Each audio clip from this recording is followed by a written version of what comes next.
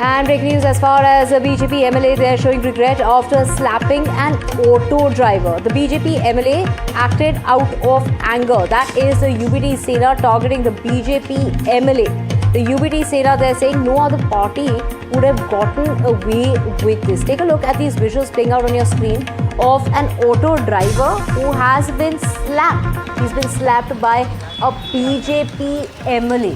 This is how those who should be protecting the law and order situation in the country, taking law into their own hands. And of course, the UBD Sena there not sparing the moment, taking the opportunity to hit out at the BJP, saying no other party would have gotten away with this. Listen into the visuals. Take a look at the visuals. Listen into that slap. You can almost hear it.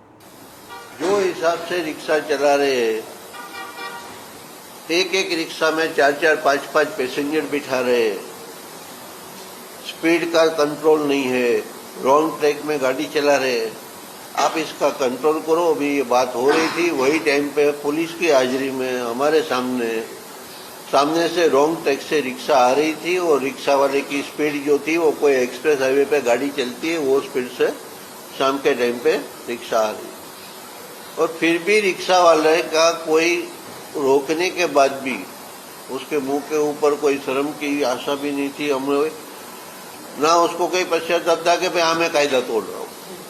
मैं मानता हूँ कि भाई as a जनप्रतिनिधि मेरे को हाथ नहीं उठाना चाहिए, पर वो क्षणिक गुस्से में मेरे से एक बार उसको लाफा मार दिया गया। जिस विषय पे उन्होंने थप्पड़ मारी है, यही मैं देखता हूँ परसेप्शन में जिस तरह की मीडिया रिपोर्टिंग हुई है, अगर ये कोई दूसरे पक्ष का होता तो कितने बड़ा चढ़ाकर बताते थे, और आज जैसे दिखाया है बहुत कम दिखाया। मुझे लगता है किसी पे भी हाथ उठाना गुनाह ही है, लेकिन अगर इन्होंने खुद की सरकार होते हुए भी इतना फ्रस्ट्रेशन हो तो यही चिन्ह है कि इनकी सरकार कुछ काम नहीं कर रही है, निकम्मी सरकार है।